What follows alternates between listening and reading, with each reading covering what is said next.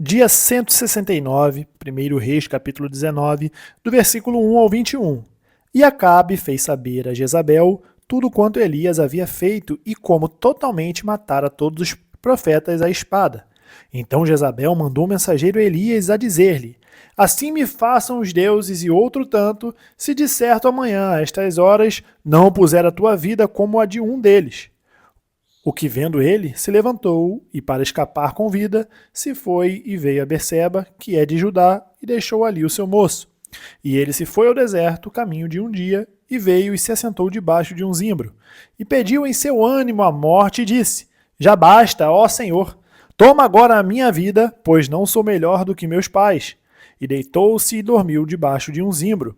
E eis que então um anjo o tocou e lhe disse: Levanta-te e come. E olhou, e eis que à sua cabeceira estava um pão cozido sobre as brasas e uma botija de água. E comeu e bebeu, e tornou a deitar-se. E o anjo do Senhor tornou segunda vez, e o tocou e disse: Levanta-te e come, porque muito comprido te será o caminho. Levantou-se, pois, e comeu e bebeu, e com a força daquela comida, caminhou 40 dias e 40 noites até Horebe, o monte de Deus. E ali entrou numa caverna e passou ali a noite. E eis que a palavra do Senhor veio a ele e lhe disse: Que fazes aqui, Elias? E ele disse: Tenho sido muito zeloso pelo Senhor, Deus dos exércitos, porque os filhos de Israel deixaram teu concerto, derribaram os teus altares e mataram os teus profetas à espada. E eu fiquei só, e buscam a minha vida para me tirarem. E ele lhe disse: Sai para fora e ponte neste monte perante a face do Senhor. E eis que passeava o Senhor como também um grande e forte vento que fendia os montes e quebrava as penhas diante da face do Senhor. Porém o Senhor não estava no vento. E depois do vento, um terremoto. Também o Senhor não estava no terremoto. E depois do terremoto, um fogo. Porém, também o Senhor não estava no fogo. E depois do fogo, uma voz mansa e delicada. E sucedeu que, ouvindo a Elias, envolveu o seu rosto na sua capa e saiu para fora e pôs-se à entrada da caverna. E eis que veio a ele uma voz que dizia: Que fazes aqui, Elias? E ele disse: Eu tenho sido em extremo zeloso pelo Senhor, Deus dos exércitos, porque os filhos de Israel deixaram teu concerto, derribaram os teus altares e mataram os teus profetas à espada. E eu fiquei só, e buscam a minha vida para me tirarem. E o Senhor lhe disse: Vai, volta pelo teu caminho para o deserto de Damasco, vem e unge a Azael, rei sobre a Síria. Também a Jeú, filho de Ninsi, ungirás rei de Israel, e também Eliseu, filho de Safate, de Abel-Meolá, ungirás profeta em teu lugar.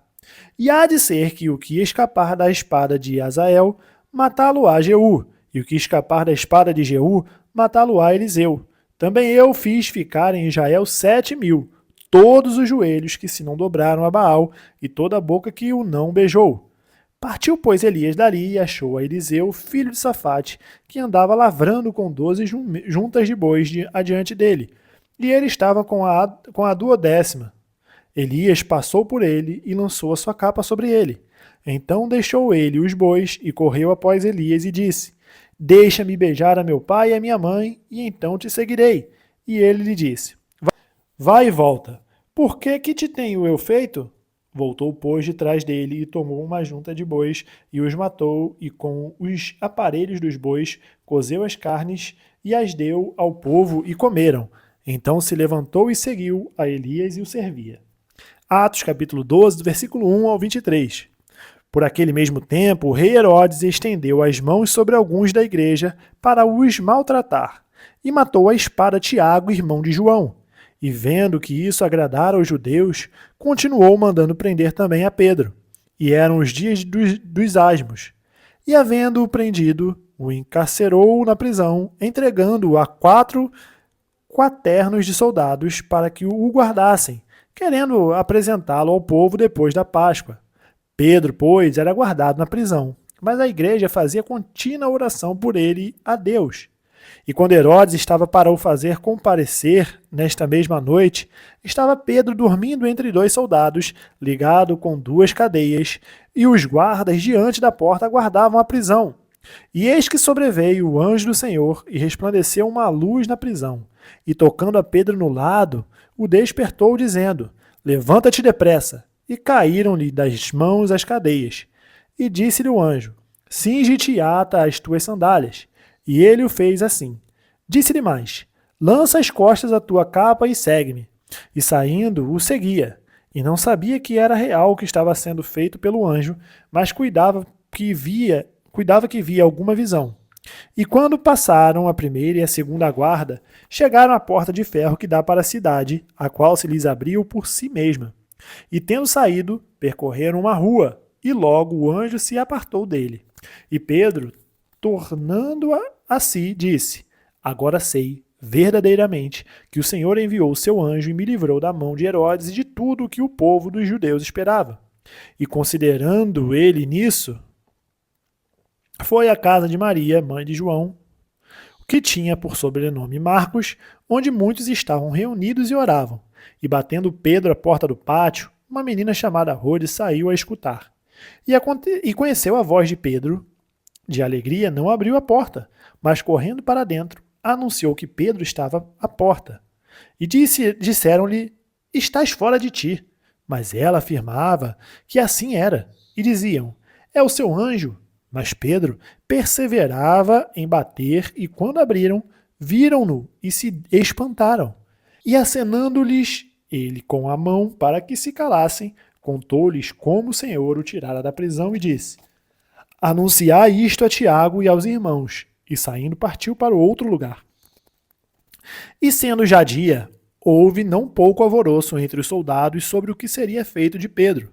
E quando Herodes o procurou e o não achou, feita a inquirição aos guardas, mandou-os justiçar, e partindo da Judéia para Cesareia, ficou ali.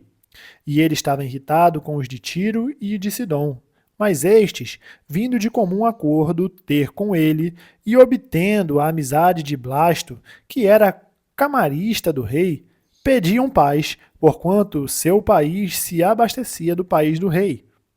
E, num dia designado, vestindo Herodes as vestes reais, estava sentado no tribunal e lhes dirigiu a palavra. E o povo exclamava: Voz de Deus, e não de homem. No mesmo instante, feriu o anjo do Senhor, porque não deu glória a Deus, e comido de bichos, expirou. Salmos capítulo 136, do versículo 1 ao 26. Louvai ao Senhor, porque ele é bom, porque a sua benignidade é para sempre. Louvai ao Deus dos deuses, porque a sua benignidade é para sempre.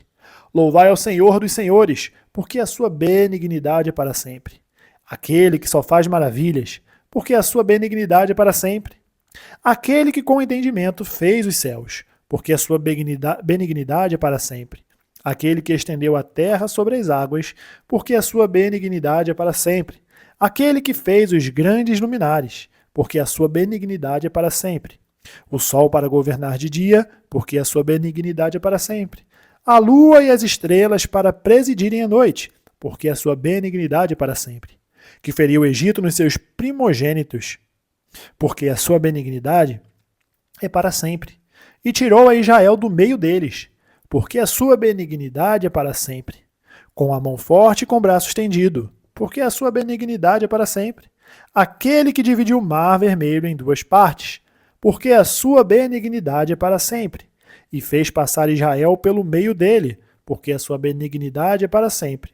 Mas derribou a Faraó com seu exército no mar vermelho, porque a sua benignidade é para sempre. Aquele que guiou o seu povo pelo deserto, porque a sua benignidade é para sempre. Aquele que feriu os grandes reis, porque a sua benignidade é para sempre. E deu morte a reis famosos, porque a sua benignidade é para sempre. Seom, rei dos amorreus, porque a sua benignidade é para sempre. E Og, rei de Bazã, porque a sua benignidade é para sempre. E deu a terra deles em herança, porque a sua benignidade é para sempre. Sim, em herança a Israel, seu servo, porque a sua benignidade é para sempre. Que se lembrou da nossa humilhação, porque a sua benignidade é para sempre. E nos remiu dos nossos inimigos, porque a sua benignidade é para sempre. Que dá mantimento a toda a carne, porque a sua benignidade é para sempre. Louvai ao Deus dos céus, porque a sua benignidade é para sempre. Provérbios capítulo 17, versículo 14 e 15. Como o soltar as águas é o princípio da contenda, deixa por isso a porfia, antes que sejas envolvido. O que justifica o ímpio e o que condena o justo, abomináveis são para o Senhor, tanto um como o outro. Terminamos o dia 169, nós nos vemos amanhã no dia 170. Até mais!